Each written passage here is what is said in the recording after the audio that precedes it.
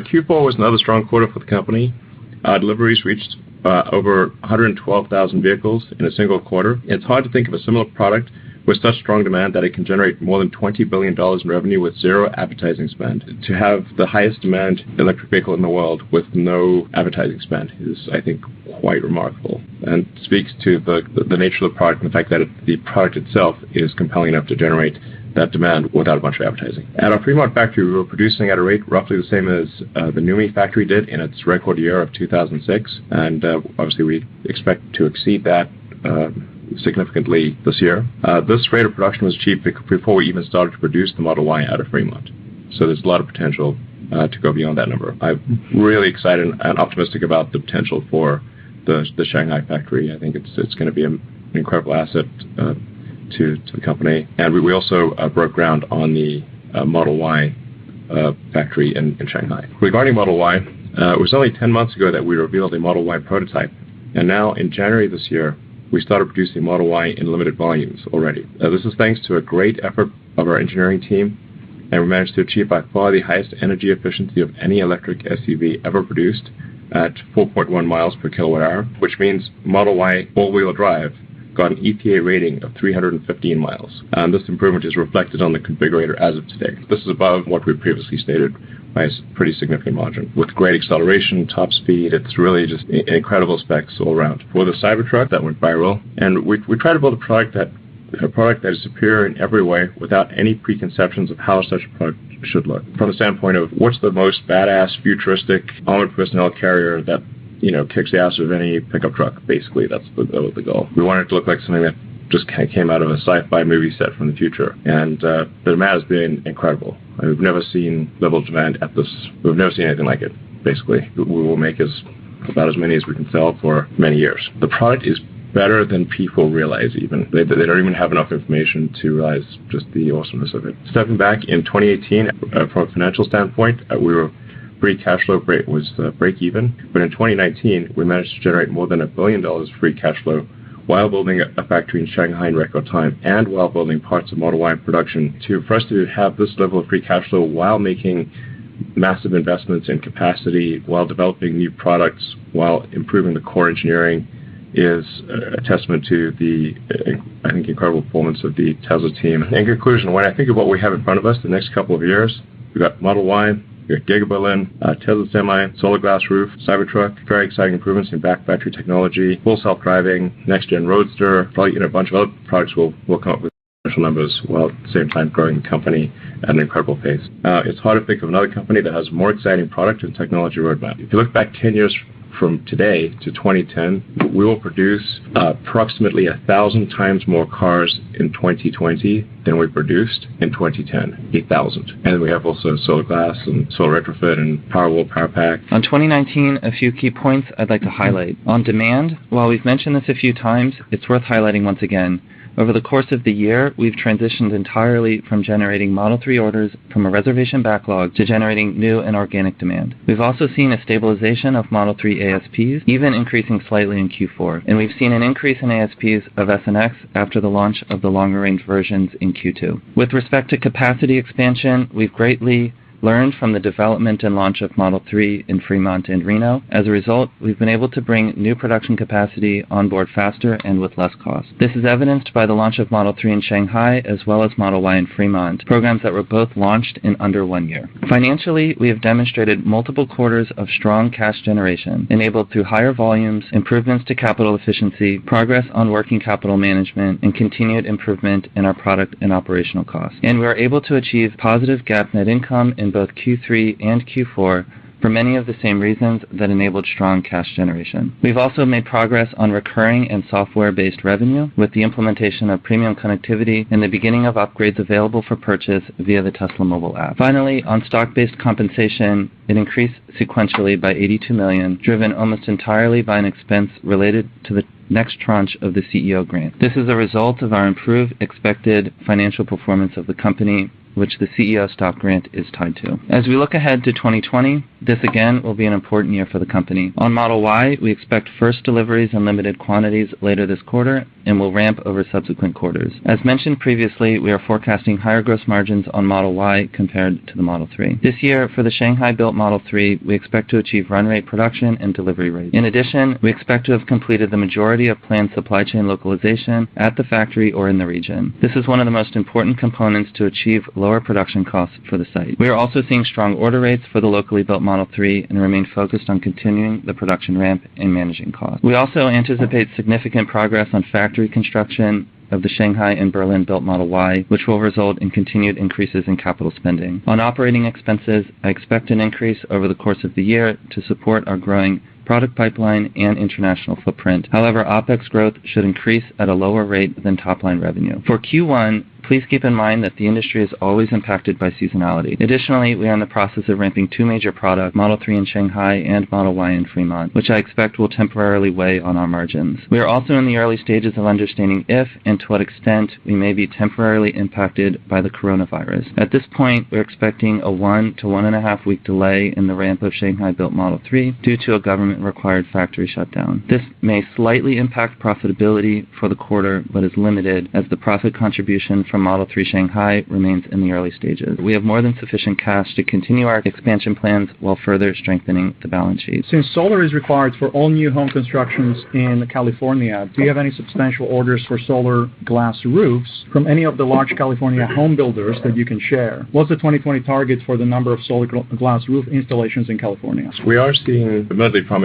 a small base, exponential growth in demand and output for the solar glass roof. It's difficult to predict what the number will be this year, except that the demand is very strong, and we are working also not just through Tesla installers, but also through new home builders and through the roofing industry in general, where there's in North America on the order of 4 million new roofs per year. It's really going to be a choice of, do you want a roof that is alive with power or dead without? And I think people will want a live roof that generates power and looks good and lasts a long time. It's the future we want. Will you release the Tesla ride-hailing network app before full autonomy and change the terms of Tesla insurance to allow owners to be drivers on the network? If so, when will this happen? Might want to target California airports first. Also a good place to add superchargers. It probably will make sense to enable car sharing in advance of the kind of sort of giant robotaxi fleet, because the car sharing can be done before full self-driving is approved by regulators. It's probably something that we would enable before our full sort of robotaxi fleet is enabled. Probably we'll have superchargers in airports.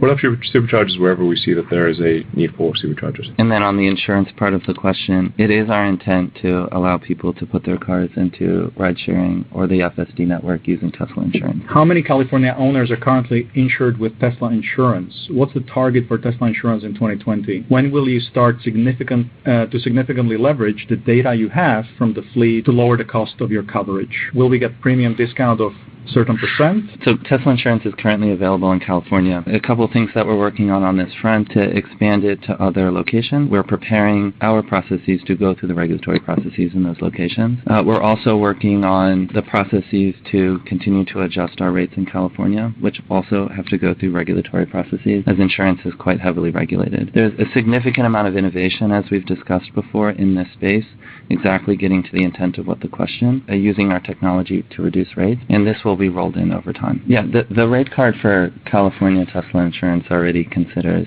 the safety features associated with autopilot. Insurance is going to be, I think, quite a major product of Tesla over time. The amount of money that people spend on car insurance is a remarkably big percentage of the cost of a car. The insurance companies don't have good information about the drivers, and that there's no good way to provide feedback. It's a very poor feedback mechanism in terms of the insurance rate versus the actual way that the car is being driven, whereas we can do that in real time. You set expectations that you would be feature complete on FSD by the end of 2019. Can you please provide an update? Where are you in retrofitting the FSD computer to older models? Well, I mean, to be precise, I said I was hoping we'd be feature complete with full FSD by the end of last year. We got pretty close. It's looking like we might be feature complete in a few months. But feature complete just means like it has some chance of going from your home to work, let's say, with no interventions. It doesn't mean the features are working well. It means it has a above zero chance. What isn't obvious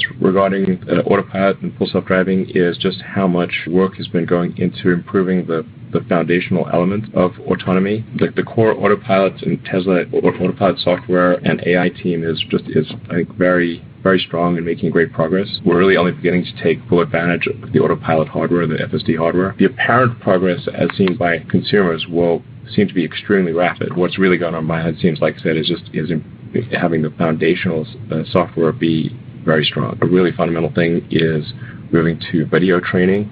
So in terms of labeling with video and all 8 cameras simultaneously. I mean, in terms of labeling efficiency, arguably like a 3 order of magnitude improvement in labeling efficiency. Since most retail investors seem to understand Tesla better than analysts and are risking a larger part of their own personal wealth on Tesla, doesn't it make sense to take mostly questions on these earnings calls from us via Say? Do you even have to answer questions from analysts? I do think that a lot of the retail investors actually have deeper and more accurate insights than many of the big institutional investors, and certainly better insights than many of the analysts. If people really looked at some of the smart retail investor analysts, what some of the smaller retail investors predicted about the future of Tesla, you'd probably get the highest accuracy and a remarkable insight from some of those predictions. You have spoken previously about Shanghai Giga being 65% lower capex per unit of capacity. Have you learned to do anything better or differently from an OPEX perspective?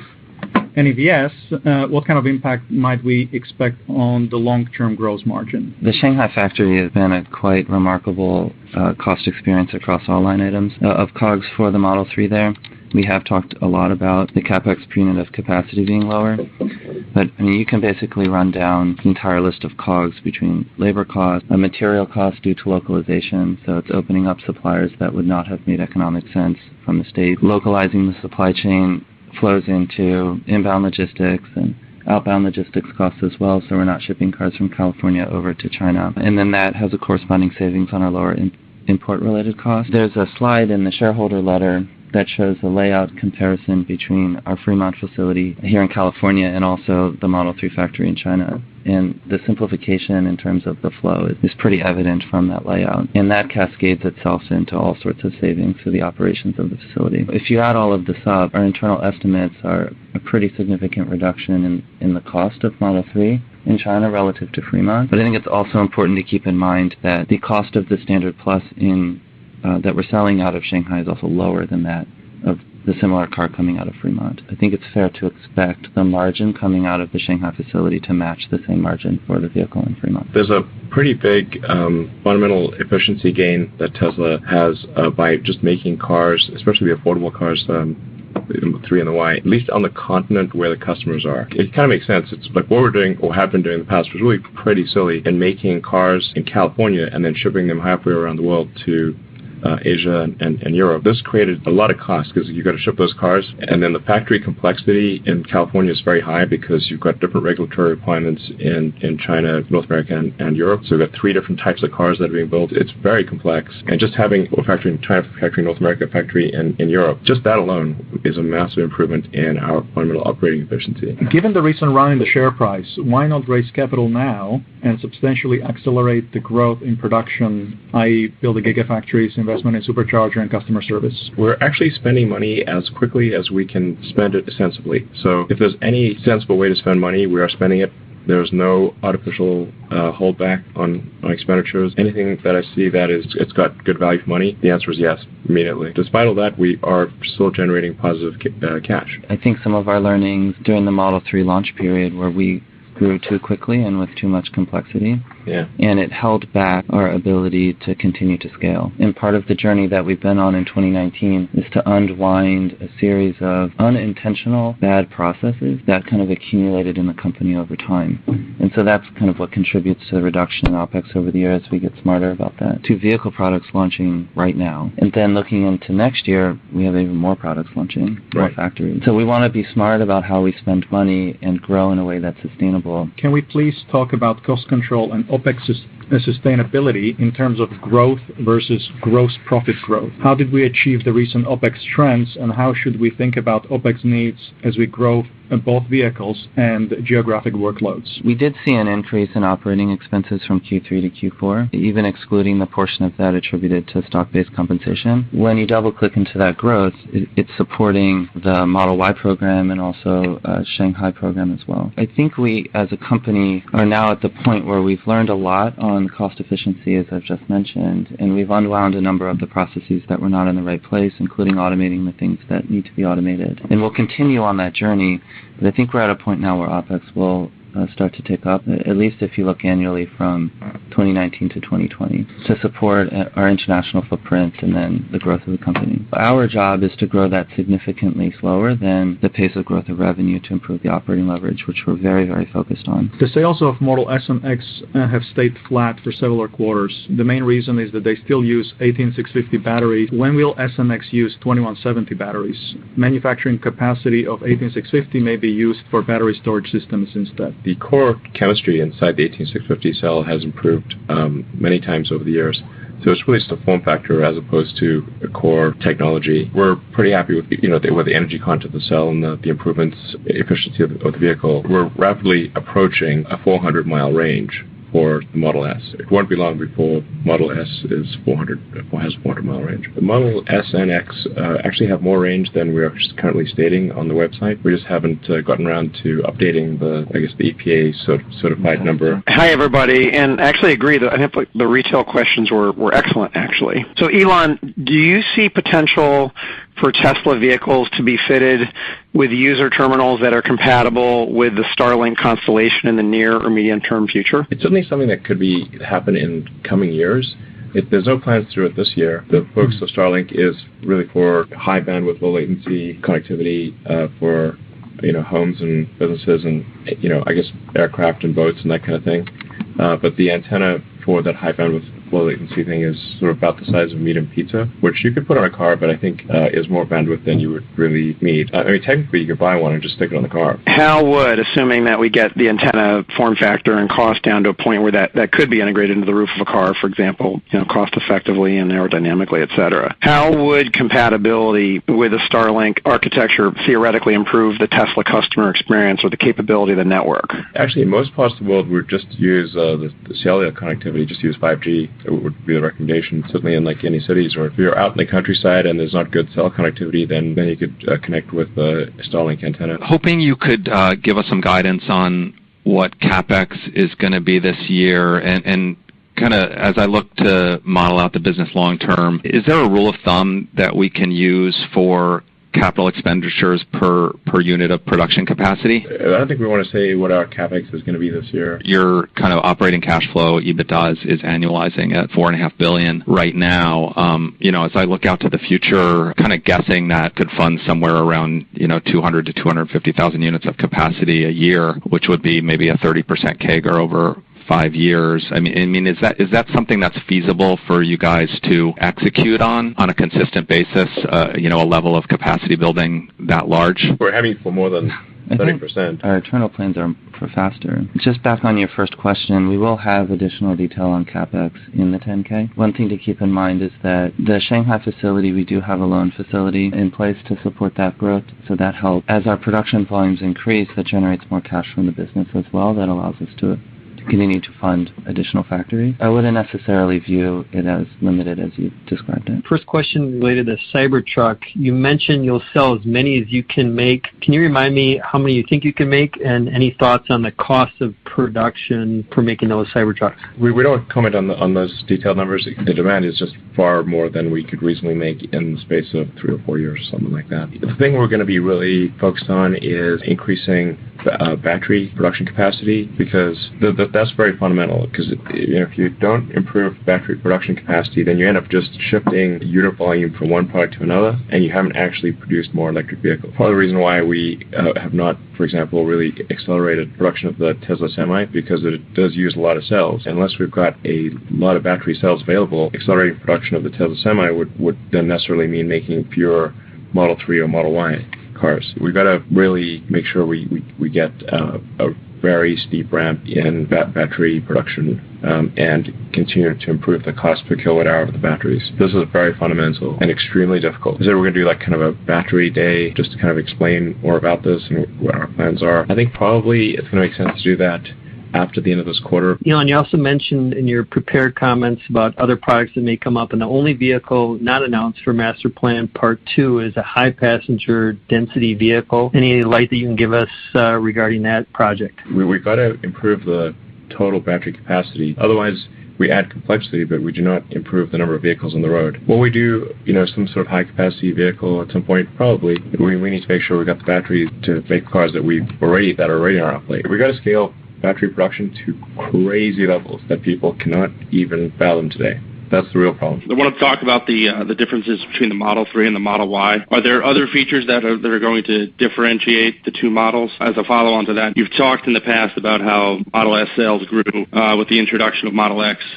So are you planning on setting up your production facilities to align with that thesis, that essentially Model 3 sales will expand alongside the introduction of Model Y? We're not quite sure what's going to happen. It is true that the introduction of Model X actually increased Model S sales, because people would come in, they'd look at the Model X, and they'd decide, okay, I'd prefer the sedan. And we're worried that X sales would cause S sales to drop, but they actually caused to increase. We're not too worried about demand. We're worried about production. Production pretty much always follows this S-curve, or it's kind of like a hokey-jokey S-curve. It's easy to predict what it's going to be like in the beginning because it's slow, and it's easy to predict what it's going to be like at the end, but that intermediate portion of the S-curve is very difficult to predict. I think there are some things that will differentiate it, but that's something we want to talk about on this call. I think it's important to keep the Model Y launch in context of the next 18 to 24 months. But what we're working on here between Berlin and Shanghai and Fremont is to have 3 and Y locally produced in all locations. Yeah. And so Model 3 is expanding as Model Y is expanding. There may be ups and downs to various factories as we get to the journey of having these products on the major continents. Also, the rule of thumb of 10%, I think you need to see it. When you see the car, you'll realize that it's not just a 10% different car. Can you speak to the pricing strategy in light of the China price reductions as well as the mission to increase EV adoption? Is there a target for gross profit or operating profit on a per vehicle basis that we should be thinking about, or how should we really frame that for ourselves? We're trying to make the cars as affordable as possible, as fast as possible, while maintaining reasonable, while still being at least a little bit profitable and growing the company like crazy and having good free cash flow and accumulating a cash balance. Our order rate supports the pricing that we have right now.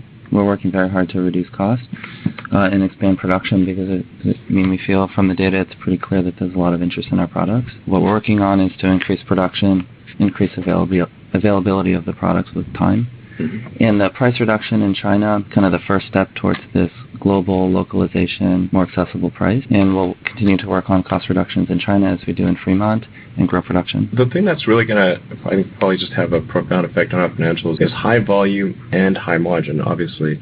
And that high margin part comes from autonomy. So do people buy the full self-driving package or not?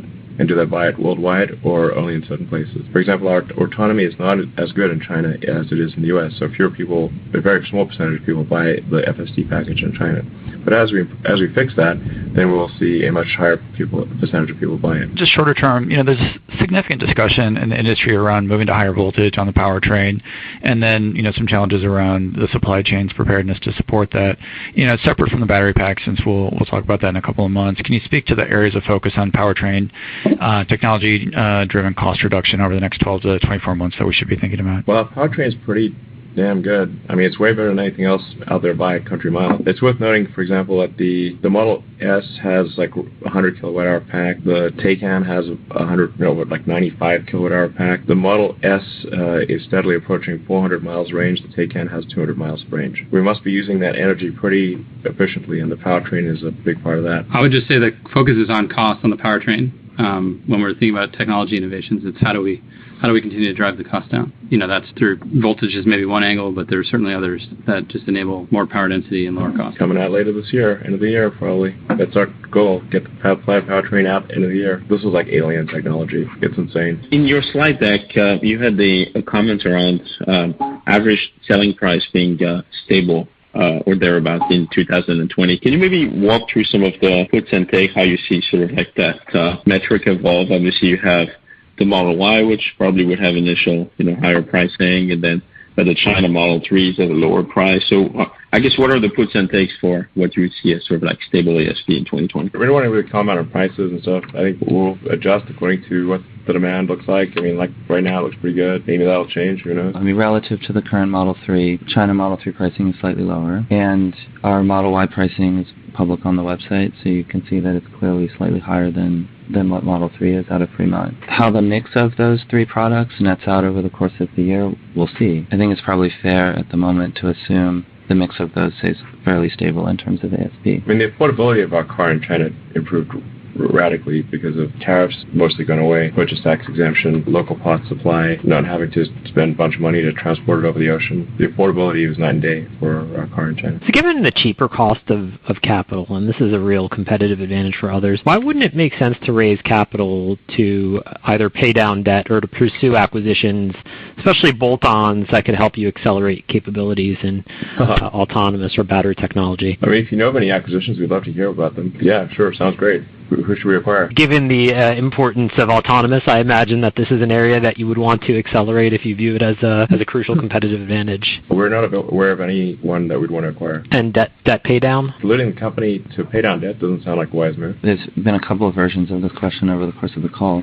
I think what we're saying more broadly is that as we look forward on the cash generation from the business relative to what our plans are, we are not constrained. Yeah, we're going to pay down the debt as time goes by, and we paid down $500 million worth of debt last quarter. So we'll just keep steadily paying it down. I wanted to come back on batteries, and if I look at the end of this year, you should have 800,000 units in production capacity for cars. So that's if you add to that Model X and Model S, and then the energy storage business, it means you need probably north of 60 gigawatt hour of battery production capacity. So where do you stand now, and how do you get there? And then it looks like your competitors, or those who would like to compete with you, seem to be struggling to grow battery capacity.